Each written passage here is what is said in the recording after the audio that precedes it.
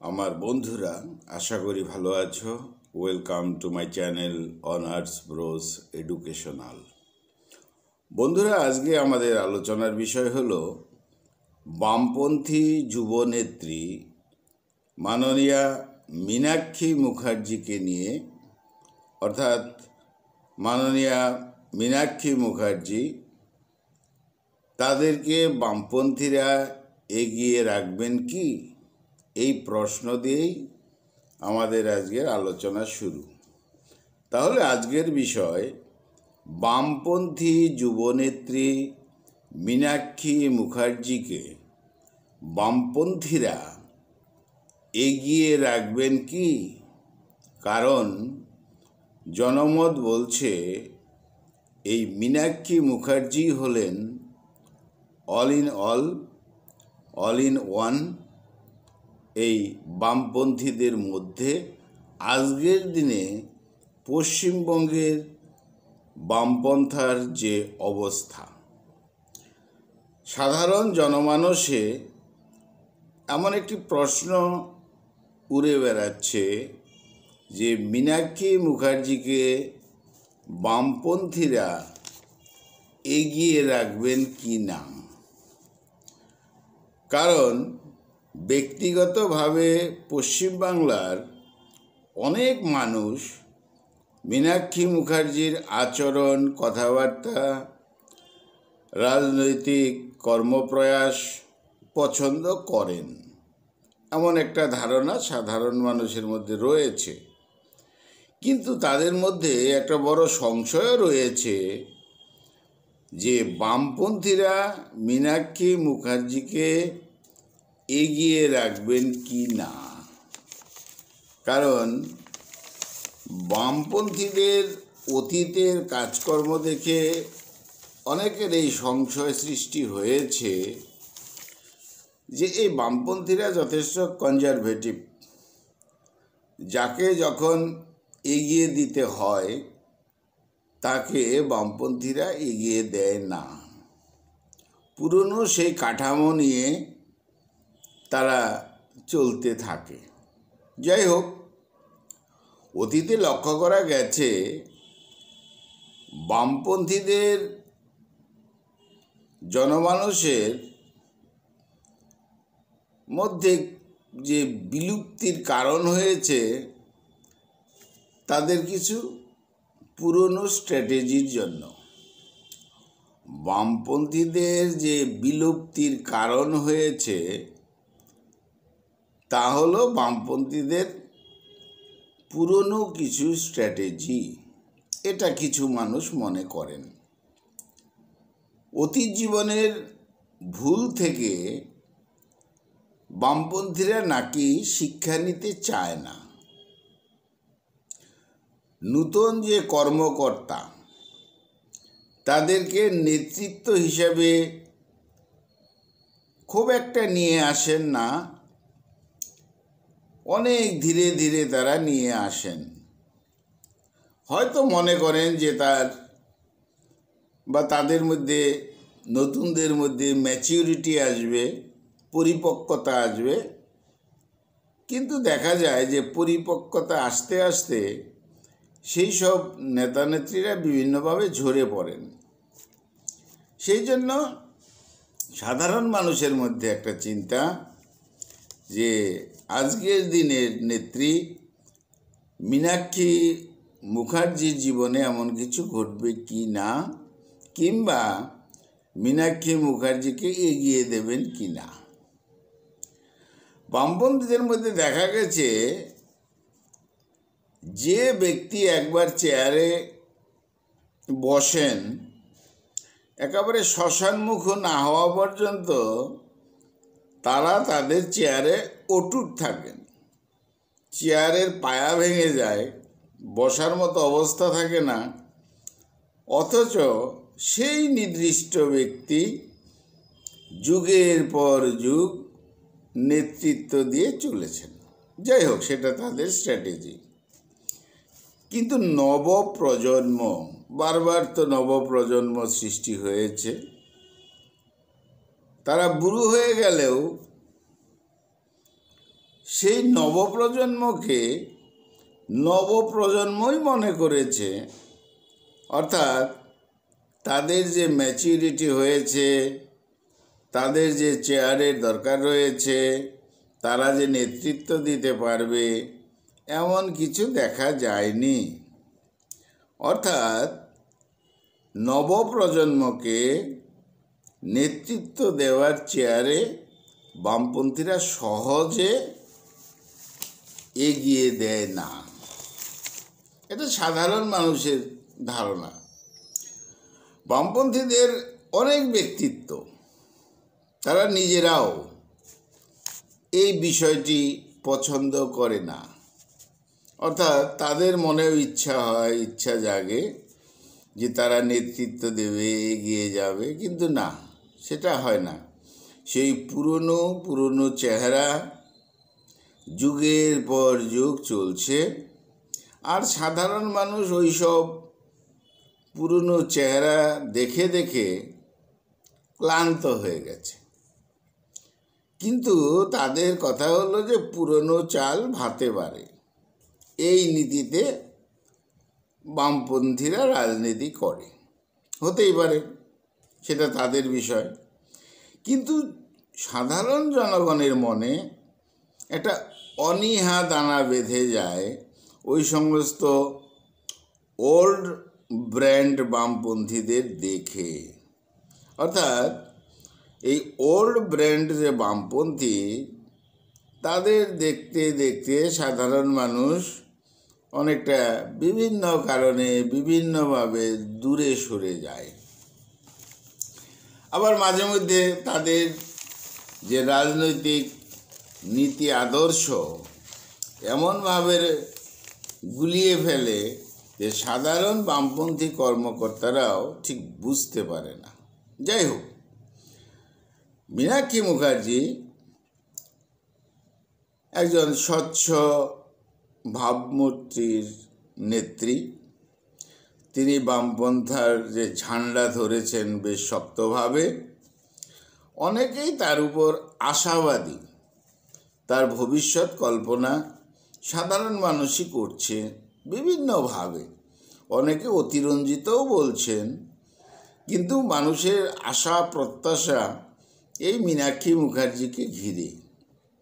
কিন্তু পুরানো বামপন্থীরা তাকে এগিয়ে দেবেন কি, প্রশ্নটা বারবার সেখানেই। কেউ কেউ হয়তো বলছে যে না, দেবে না। মাননীয় জ্যোতি বসুকে পর্যন্ত বামপন্থীরা বা বামপন্থীদের একটা গ্রুপ কোনো এক সময় এগিয়ে দেননি।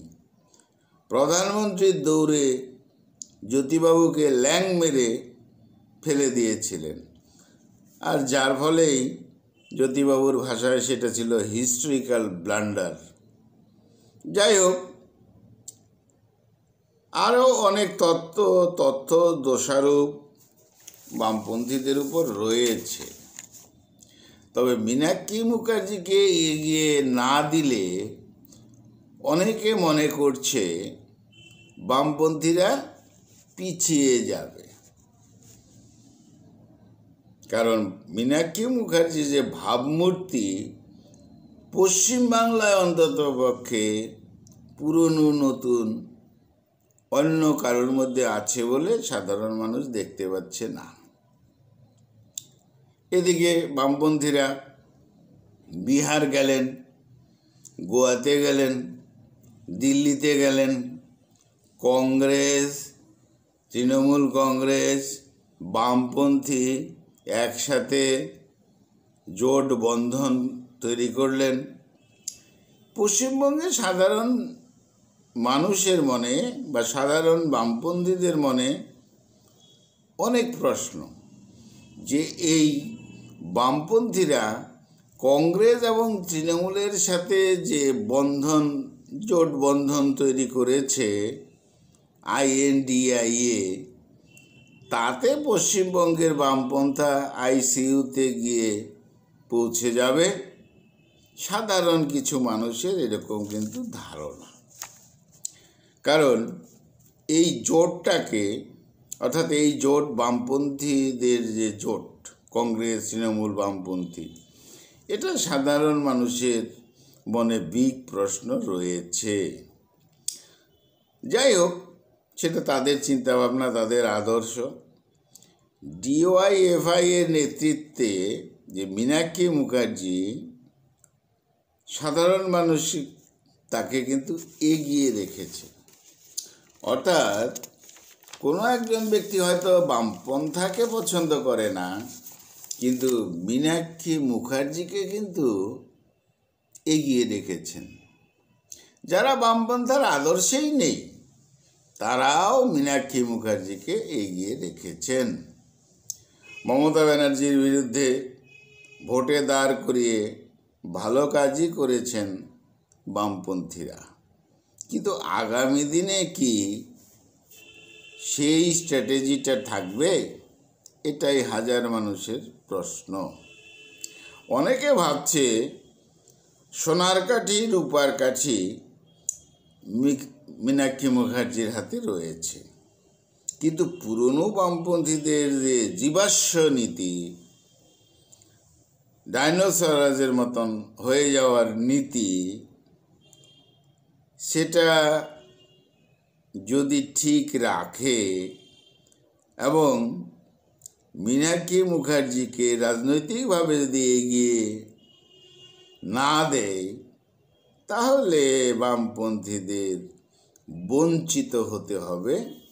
এই ধরনের কথা সাধারণ মানুষের, পশ্চিমবঙ্গের সাধারণ মানুষের মনে কিন্তু রয়েছে। কেউ কেউ বলছে মীনাক্ষী মুখার্জি একেবারে ইন্টেলেকচুয়াল টাইগ্রেস, বুদ্ধিদীপ্ত এক বাঘিনী রাজনৈতিক জীবনে। রাজনীতিতে তার সম্ভাবনা রয়েছে। ওই যদি ইয়েচুরি, মিয়াচুরি, এরা যারা ওই INDIA জোটের মধ্যে চা চক্র করে থাকে, অর্থাৎ পশ্চিমবঙ্গে কি হচ্ছে না হচ্ছে সেই বিষয়গুলো জেনেও যদি তারা বিগ স্বার্থে, তাদের ভাষায় যদি এই নিজেদের যে পথ এইভাবে তৈরি করে, অর্থাৎ মীনাক্ষী মুখার্জিদের মতন বাঘিনীকে এগিয়ে না দেয়, তাহলে বামপন্থার যে 2-4 জন রয়েছে নেতৃত্বস্থানীয়, তারাও মিনিংলেস হয়ে যাবে। এটা সাধারণ মানুষের কথা। সাধারণ মানুষ মনে করছেন, অনেকে অনেক কথা বলেন, যে এই মীনাক্ষী মুখার্জি হবেন আগামী দিনের আলোর দিশারি পশ্চিমবঙ্গে।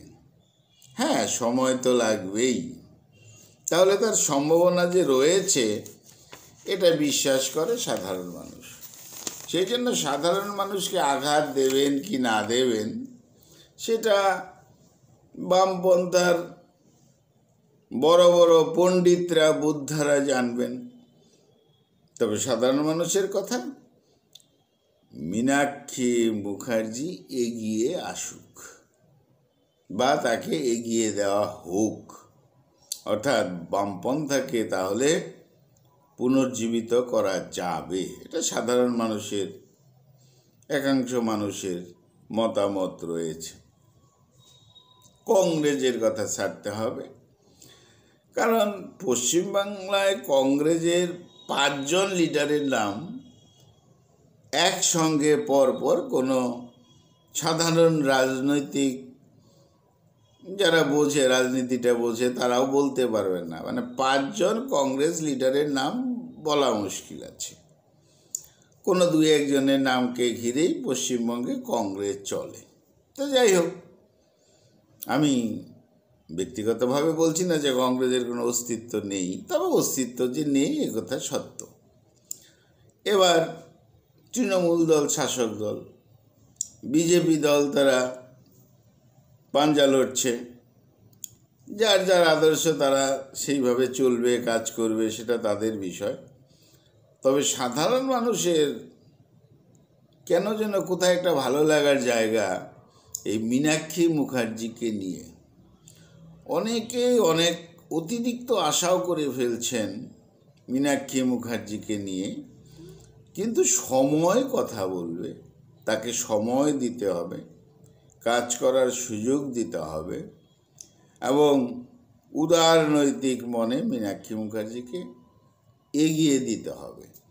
এটা হলো পশ্চিমবাংলার সাধারণ মানুষের একটা চিন্তা ভাবনা। যাই হোক বন্ধুরা, আমাদের আজকের আলোচনার বিষয় ছিল বামপন্থী যুবনেত্রী কমরেড মীনাক্ষী মুখার্জিকে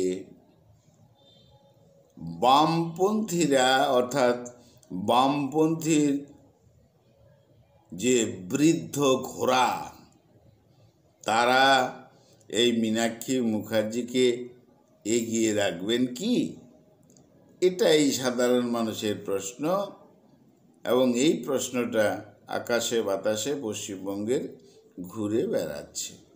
তার রেজাল্ট কি হবে না হবে সে তো ভবিষ্যৎ, তবে মানুষের যে একটা আশা প্রত্যাশা রয়েছে এই মীনাক্ষী মুখার্জিকে নিয়ে, সেটা বলার অপেক্ষা রাখে না।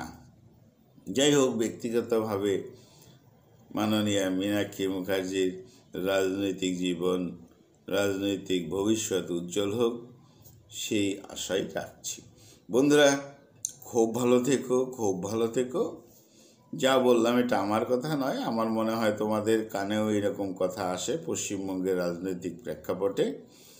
তো যাই হোক বন্ধুরা, খুব ভালো থেকো, আমার চ্যানেলটা সাবস্ক্রাইব করো। Thank you.